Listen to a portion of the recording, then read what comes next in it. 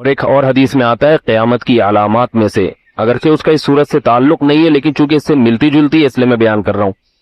حدیث میں آتا ہے رسول اللہ صلی اللہ علیہ وسلم نے فرمایا یحصر الفرات عن ذہب، ایک وقت آئے گا کہ یہ جو دریائے فرات ہے نا، کہاں ہے یہ عراق میں دریائے فرات۔ آپ صلی اللہ علیہ وسلم نے فرمایا ایک وقت آئے گا کہ دریائے فرات ہٹے گا اپنی جگہ سے اور نیچے سے سونا دریافت ہوگا، بے پناہ سونا۔ یہ جو دریا فرات ہے نا، اس کے اندر سونا دفن ہے، کہاں ہے یہ اللہ ہی کو معلوم ہے، لیکن ایک وقت ایسا آئے گا کہ وہ دریا وہ سونے کو ظاہر کر دے گا۔ آپ صلی اللہ علیہ وسلم نے فرمایا لوگ اس سونے کو حاصل کرنے کے لیے جھپٹیں گے، ہر شخص چاہے گا مجھے مل جائے، اور اتنی قتل و غارت ہوگی کہ 100 آدمیوں میں سے 99 قتل ہو جائیں گے۔ کیا مطلب؟ 1,00,000 افراد ہوں گے تو 99,999 قتل، یعنی جتنے لوگ اس پہ لڑیں گے نا، ہر شخص دوسرے کو مارے گا، اور کامیاب کون ہوگا؟ 100 میں 1، یہ ریشو ہوگا۔ تو آپ صلی اللہ علیہ وسلم نے فرمایا کہ تم میں سے کوئی اس وقت موجود ہو، یعنی جو بھی امتی اس وقت موجود ہوگا، تو وہ اس سونے کو حاصل کرنے کی کوشش نہ کرے، یہ فتنہ ہوگا، اللہ کی طرف سے عذاب ہوگا۔ تو جو ہے نا، وہ جتنا وہ اس طرح سے ظاہر ہوگا، تو آپ صلی اللہ علیہ وسلم نے امت کو حکم کیا دیا ہے کہ اس وقت صبر کرے۔ یہ معجزہ اور یہ نشانی ابھی ظاہر نہیں ہوئی ہے، نبی صلی اللہ علیہ وسلم نے بعض نشانی ایسی بتائی ہیں جو پوری ہو چکی ہیں۔ حدیث میں آتا ہے کہ ایک ایسی آگ ظاہر ہوگی کہ اس سے اہل حجاز کے جو اونٹ ہیں نا، ان کی گردنیں روشن ہو جائیں گی۔ تو یہ 7ویں صدی ہجری میں یہ آگ لگ چکی ہے، عراق میں یا کوفہ میں کہیں لگ چکی ہے، جس سے اتنی بڑی آگ تھی وہ کہ سعودی عرب کے جو اونٹ ہیں نا، وہ رات کے وقت وہ اندھیرے میں روشن ہو گئے تھے، اتنی دور تک اس کی روشنی پھیلی تھی۔ تو جمہور محدثین کا اس پر اتفاق ہے کہ یہ 7ویں صدی ہجری میں یہ نشانی پوری ہو چکی ہے۔ تو بعض نشانیاں جو نبی صلی اللہ علیہ وسلم نے بتائی ہیں وہ پوری ہو چکی ہیں، اور بعض نشانی ایسی ہیں جو پوری ہوں گی۔ ان میں سے ایک نشانی یہ بھی ہے کہ دریائے فرات اپنی جگہ سے ہٹے گا اور وہاں سے سونا ظاہر ہوگا۔ تو آپ میں سے کوئی اگر زندہ ہوا تو وہاں جانے کی کوشش نہ کرے، بولے بھائی جس کا ہے لے لو، ہم یہیں آرام سے اپنے ملک میں لوڈ شیڈنگ میں، غربت میں، مہنگائی میں خوش ہیں۔ ہمارے نبی نے ہمیں منع کر دیا ہے۔ جیسے دجال کے بارے میں آتا ہے نا کہ ایک طرف اس کے جنت کا باغ ہوگا ایسا خوبصورت، تو نبی نے کیا فرمایا؟ جو باغ ہے وہ اصل میں آگ ہے، اور جو آگ ہے وہ اصل میں باغ ہوگی۔ تو جو ظاہر پرست ہوں گے وہ تو باغ میں جائیں گے، جو حقیقت میں آگ میں چلے جائیں گے، اور جو نیک لوگ ہوں گے وہ نبی کی اس پیش گوئی پہ یقین کر کے آگ میں چھلاگ لگا دیں گے، اگرچہ نظر کیا آئے گا یہ جل رہا ہے، مگر حقیقت میں وہ جنت کا باغ ہوگا۔ تو یہ اللہ کے نبی کی باتوں پر جس کو ایمان ہوگا وہ عمل کرے گا۔ قیامت قائم ہونے سے پہلے دجال بھی آئے گا، حضرت عیسیٰ علیہ السلام بھی آئیں گے، حضرت مہدی بھی آئیں گے، سورج ایک دفعہ مغرب سے نکلے گا، یاجوج ماجوج ظاہر ہوں گے۔ کچھ قیامت کی علامتیں تو ظاہر ہو چکی ہیں۔ حدیث میں آتا ہے ارض حجاز سے ایک آگ نکلے گی جو اونٹوں کی گردنوں کو روشن کر دے گی۔ یہ 7ویں صدی ہجری میں یہ آگ نکل چکی ہے، تقریباً محدثین کا اتفاق ہے۔ 700 سال پہلے 7ویں صدی ہجری میں آگ نکلی تھی بہت بڑے پیمانے پر ارض حجاز میں، تو وہ تو ایک نشانی ہو چکی ہے۔ تو کچھ نشانیاں ہو چکی ہیں، زیادہ تر نشانیاں کیا ہیں باقی؟ ایک نشانی یہ تھی، حدیث میں آتا ہے کہ یہ جو عرب لوگ ہیں نا، جو اونٹوں کے چرواہے، بکریاں چرانے والے غریب غربا، یتقاولون فی البنیان، ایک دوسرے سے بڑھ چڑھ کے بلڈنگیں بنائیں گے۔ تو عرب میں جو اونٹ چرانے والے، جو ان میں جو کرپٹ لوگ ہوتے تھے، وہ تو حاجیوں کو لوٹ کے گزارا کرتے تھے، پاؤں میں چپل نہیں ہوتی تھی، حفاتن عوراتن عالتن، حدیث میں آتے ہیں ننگے پاؤں ننگے سر لوگ، ننگے بدن لوگ، ایسا نوٹ چھاپیں گے، ایسا پیسہ آئے گا کہ بلڈنگوں پر بلڈنگ۔ تو یہ تو دبئی میں، آپ شارجہ میں دیکھ لو، اب سعودی عرب بھی بنا رہا ہے، ایک بڑا شہر آباد کر رہا ہے، اور برج خلیفہ اتنی بڑی بلڈنگ بنا دی کہ اس کو آدمی دیکھتا ہے تو ٹوپی سر سے گر جاتی ہے اس کی۔ تو یہ بھی قیامت کی علامت تھی جو پوری ہو چکی ہے۔ تو کچھ علامتیں تو پوری ہو چکی ہیں، لیکن بڑی بڑی بہت ساری علامتیں باقی ہیں، تو جن میں ایک بڑی علامت ہے، سب سے بڑی علامت دجال کا ظہور ہے، حضرت عیسیٰ کا آنا ہے، امام مہدی کا آنا ہے، یاجوج ماجوج کا نکلنا ہے، سورج کا مغرب سے نکلنا ہے۔ بات آ گئی ہے تو ایک دلچسپ بات کیا ہے، آپ نے قیامت کی پہلی علامت بتائی کہ باندی اپنے آقا کو جنے گی، یعنی لونڈی اور غلام سے جو بچہ پیدا ہوگا وہ ماں کا بیٹا کم اور ماں کا باپ بولو زیادہ، ماں کا مولا اور ماں کا آقا زیادہ ہوگا۔ غلام کی مثال نہیں دی، کیونکہ غلام مرد ہوتا ہے نا, اس پہ تصرف تھوڑا سا پھر بھی کم ہوتا ہے, یعنی وہ آپ کی ملکیت میں ہوتا ہے لیکن اس پہ کنٹرول کم ہوتا ہے کیونکہ آدمی ہے. جب عورت آپ کی ملکیت میں ہوتی ہے, لونڈی اس پہ, وہ تو کمزور ہے نا, اس پہ کیا ہوتا ہے آپ کا تصرف زیادہ. تو جو مکمل غلام اور باندی تھی وہ جب جنے گی جس نسل کو, تو ہونا تو یہ چاہیے تھا کہ جس نے جنا ہے اس کا مقام اونچا, لیکن جس کو جنے گی نا وہی اس پہ کیا کرے گا. یعنی ماں کا تو ایسا حق ہے نا, ماں کو تو ساری دنیا جانتی ہے نا کہ ماں نے کیسے گود میں پالا, کیسے جنا, اور لوگ ماں کے تانے دیتے ہیں نا. حضرت موسیٰ علیہ الصلوۃ والسلام نے جب حضرت ہارون کی داڑھی پکڑ کے کھینچی ہے نا, جب حضرت موسیٰ علیہ السلام کوہ طور پہ گئے تورات لینے, پیچھے بنی اسرائیل نے بچڑے کی عبادت شروع کر دی. ہارون علیہ السلام کو نگران بنا کے گئے تھے کہ ذرا ان کی حفاظت کرنا, بڑے نالائق لوگ ہیں, دائیں بائیں نہ ہو جائیں. تو جب واپس آئے تو دیکھا کہ وہ کیا کر رہے ہیں, بچڑے کی عبادت. تو حضرت موسیٰ کو سب سے پہلے غصہ کس پر آیا؟ حضرت ہارون پر. اپنے بھائی کی داڑھی پکڑ کے کھینچی کہ ما منعک اذ رأیتہم ضلوا, یہ گمراہ ہو رہے تھے, آپ نے روکا کیوں نہیں؟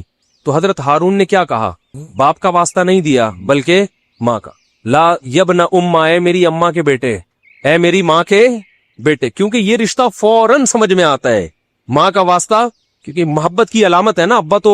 ابا جو ہے نا وہ تربیت کے لیے اللہ نے بنائے, وہ محبت واپس زیادہ ابا سے امیدیں نہیں لگایا کریں. ابا کی ایک الگ ویلیو ہے, وہ محبت بہت زیادہ کرتے ہیں ابا, لیکن وہ جتلاتے نہیں ہیں. وہ کہہ رہے ہیں تمیز سے, زیادہ لاڈ پیار دکھاؤ گے نا ابا, یہ ہو گیا تمیز سے بیٹھ وہاں جا کے آرام سے, ٹھیک ہے نا, جو بات ہے ادب تمیز. ماؤں کو زیادہ ادب تمیز نہیں, ماؤں کو لاڈ چاہیے ہوتے ہیں. تو اس لیے ابا محبت تو بہت کرتے ہیں لیکن وہ آسانی سے سمجھ میں نہیں آتی کیونکہ تعظیم اس پہ غالب ہوتی ہے.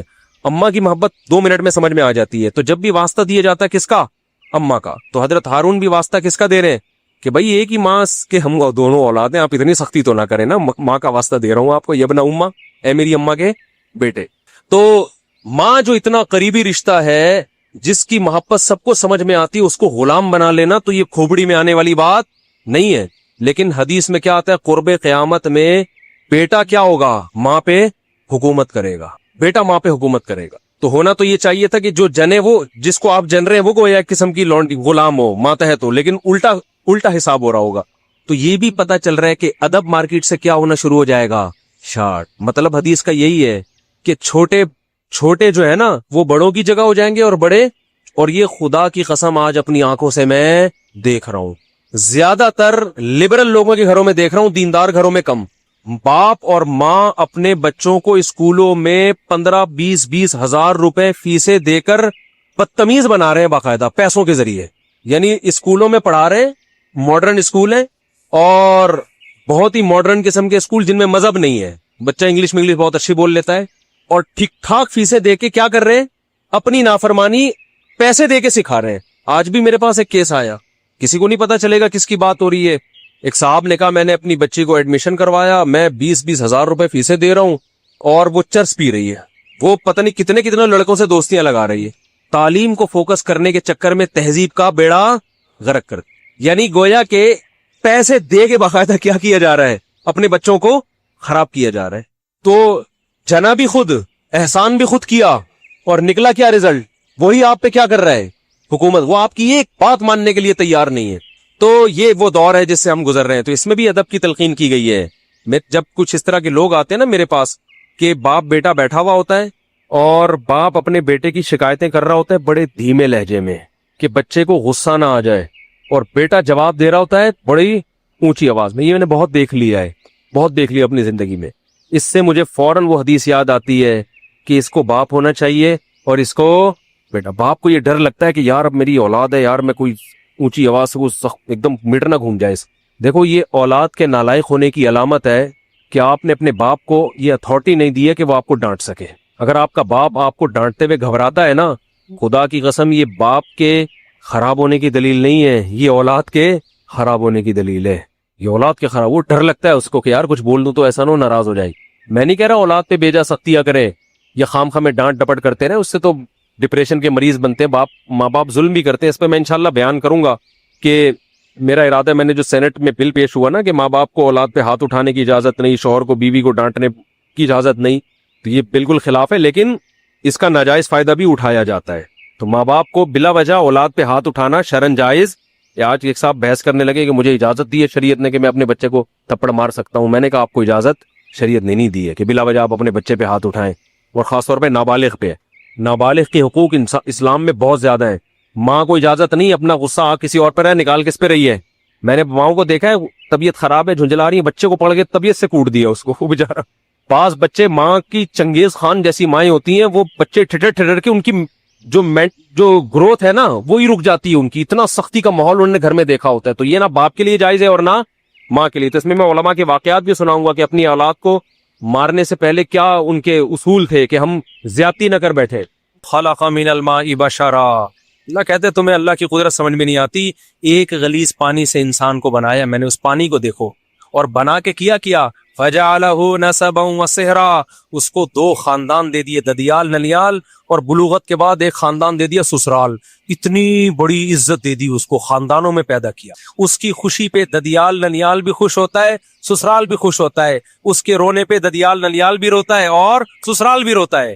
ایک پانی کو اتنی عزت آٹومیٹیکلی اب بولتی بند نہیں مل سکتی. لوگ کہتے ہیں نا بولو نہ بولا نہیں بولا کرو، آپ خود ہی بول لیا کریں تاکہ میں بولو نہ نہیں بولا کرو، سینٹنس مکمل کر لیا کریں. ایک غلیظ پانی تھا، کوئی کہہ سکتا تھا ایک ایسے پروسیس سے اس کو بھی گزارا جائے گا، ایک ایسی مشین میں کہ یہ چودھری اور وڈیرا بنے گا، ٹھیک ہے نا، یہ سائنٹسٹ بنے گا، اور یہ ایک سیاستدان بنے گا، یہ ایک بڑا آدمی بنے گا، یہ ملینز بنے گا، بلینئرز بنے گا، اور پھر اس کا ایک خاندان ہوگا. اس کو تنگ کرو گے، اس کا باپ بھی آئے گا، ماں بھی آئے گی لڑنے کے لیے، پورا پیچھے خاندان ہوگا، اس کے رونے پہ خاندان روئے گا. پھر اس کا ایک، اللہ نے تو ایک سسرال کا ذکر کیا، میں نے اس آیت کی قدر کرتے ہوئے میں نے کہا جب سسرال اتنی بڑی نعمت ہے تو 4 ہونے چاہیے. تو میرے اوپر یہ آیت اور زیادہ فٹ آ رہی ہے. کیا خیال ہے بھائی کہ هو الذی خلق من الماء بشرا، اللہ نے ایک غلیظ پانی سے انسان کو پیدا کیا اور اسے نسب بھی دیا، اور 4 عدد نسب ایک دیا، اور سسرال کتنے دے دیے.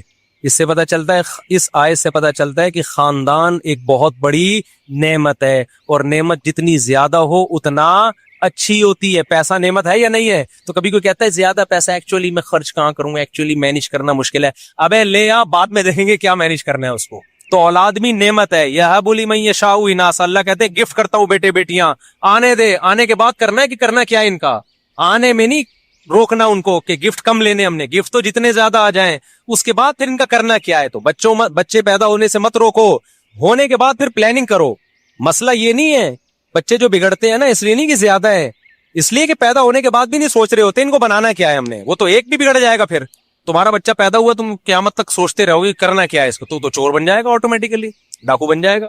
تو جو بگڑنا ہوگا تو ایک بھی بگڑے گا. اگر پلاننگ کر کے پیدا کرنے میں پلاننگ نہیں کرو، پیدا تو اللہ کی طرف سے گفٹ ہے، جتنا ہو اچھا ہے، لیکن جو پیدا ہوتے جائے اسی وقت ان کو انسان کا بچہ بنانے کی فکر بولو کرتے چلے جاؤ کہ بگڑے نہیں ہے. ایسا نہیں چرسیوں میں بیٹھ رہا ہے، ایک بچہ بھی چرسی میں بیٹھے گا تو چرسی بنے گا، 18 بچے بھی اگر بھائی انسانوں میں بیٹھیں گے تو کیا بنیں گے، انسان کے بچے بنیں گے. فیملی پلاننگ والوں نے تو بچے ہی روک دیے نا. تو نسبا وصہرا، قرآن کہتا ہے سسرال والا بنایا، تو سسرال بھی جتنے زیادہ ہوں اتنے کیا ہیں، اور نعمت ہے سسرال. آپ کسی، یہ تو ہم مذاق کرتے رہتے ہیں، مذاق اڑاتے رہتے ہیں سسرال کا، دل بھی چاہتا ہے لیکن اب کیا کریں، مجبور ہے. لیکن ویسے کتنی عزت ہوتی ہے جب آپ کا ان کے گھر رشتہ